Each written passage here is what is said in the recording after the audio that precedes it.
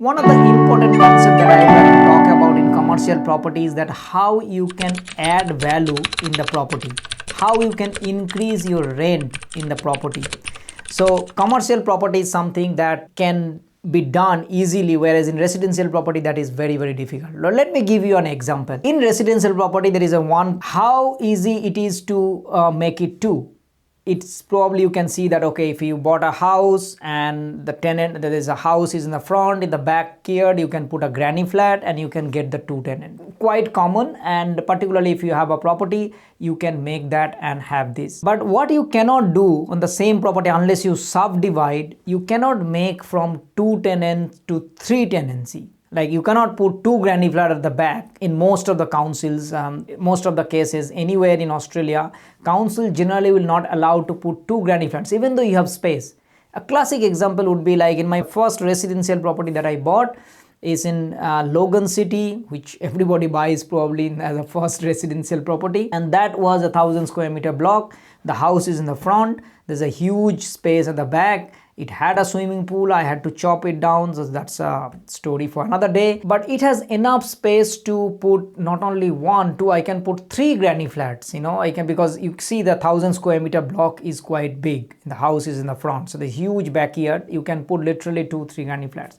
But council is not going to approve the two or three granny flats. Just because you have space doesn't mean council is going to approve. So what it means is that you can have at most two tenancies. In other words, you could put, like, based on the approval, maybe dual occupancies, or maybe two or three. If you put dual occupancy, let's say, assuming you have enough space, side access and all, and the council approve. But what you cannot do is that from one tenancy you cannot make 4, 5, 6 or 8 tenancy. That is not possible. That is possible in a commercial property. So in other words, let's say if I have a property, in a commercial property, it has enough land, and I can put kind of course with some council approval, I can add value on the same property. And let's say the building is big, I can put two partitions and create three different tenancies. So as we all know, that is a let's say if you buy a piece of cake versus the full cakes, and so if you buy a whole cake and then slice it, and if you sell one slice by slice, you will, the sum of all the slices is always more than the whole of that cake, right?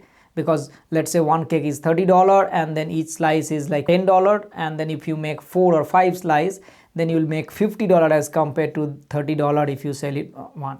Similar concept is for the rental as well. Like if you are getting 100,000 rent, perhaps if you just once the lease is expired and all, if you make it 3, perhaps each one will give you 50,000 rent. So that way you can collect 150,000. So this is how the creative strategy that comes into place in commercial property. That if your property is coming to vacant, there are so many things that you can do to uplift your property. There are so many things to increase your value of the property, provided you know what you, and these are the creative strategies that you can do in a commercial property. Now, I bought a petrol station, my first commercial property, and I do not have a situations where I actually do this on my own. So in other words, it's already tenanted. But if it ever happens, there is always a way that you can increase the value. For example, the shop that I have in a petrol stations, maybe put extra kitchen there inside, and then so that they can serve all the hot foods and anything with, or I can put in the shop itself that they can sell more stuff, what all, sometimes they can put some grocery shop as well inside, something that they can do. I think the point that I'm saying is that if you think through what all business that can grow, what all business that can thrive, and if you find those kind of tenants, and you can always put this kind of incentives or this kind of things that you can add, and which will increase the rent, which will add the value. So dividing into small is one strategy, uplifting the property so that the tenants are more attractive is another one. And then even at times, if the property, let's say, coming to vacant, the first question that you will be asking is that why it is getting vacant, why there is no desirability of that commercial property.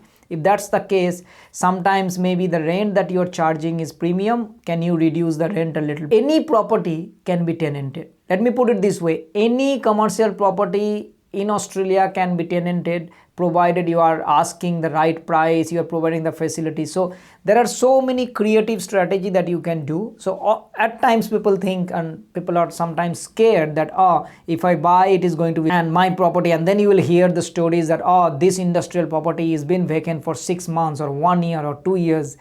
That's because owners are stubborn. That's because owners, they have no clue what's happening to the market. They have no knowledge or ideas to bounce it, that hey, if the property is coming to vacant, what are the things that I can do to tenant it? Remember, some rent is always better than no rent. So while you are getting, let's say, 100,000 rent, and yes, you might have to come down to 80,000 rent, if you sense it that there is a market downturn, that there is your property desirability is less, you might have to go to 80,000. And guess what, getting 80,000 rent is way better than going to $0 rent, which means like no rent at all. Yes, now again, 80,000 rent, it can go up every single year, and it can, yes, it halts a little bit of your profit, because let's say you are getting 100,000 and you're now getting 80,000.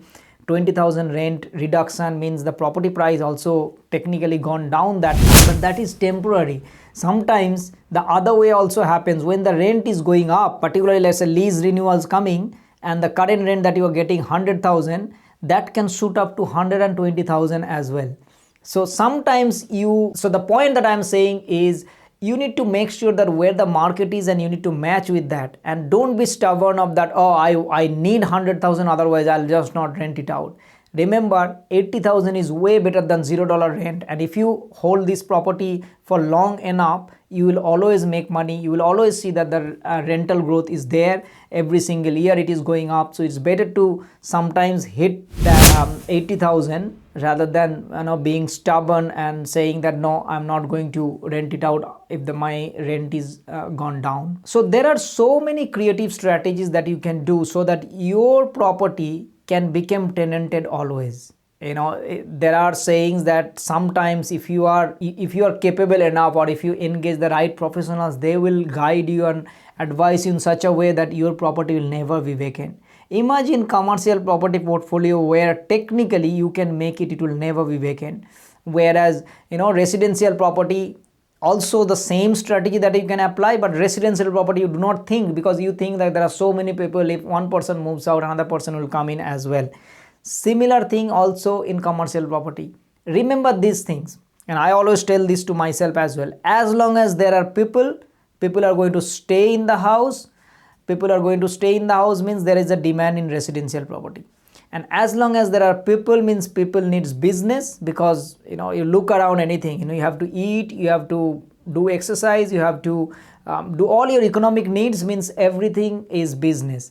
And as long as there are businesses means there are commercial properties. So residential property and commercial property goes hand in hand, but in commercial property there are way too many things that you can do, that can create with some creative ideas that you can float around and you can implement, that will reduce your vacancy to almost zero, and it can uplift your rent, because you can do things such as subdividing portion on the net lettable area, and eventually you can increase your rent. So I hope this video is helpful in terms of how you can increase your rent, how you can increase your potential of the property, and how you can reduce your vacancy. If you find this video is helpful, then please do me a favor, please like this video, subscribe my channel, and turn the notification bell on, so you get to see more videos like this, and it will also help me to reach out to more people like you. Thank you so much for watching. I'll see you next time.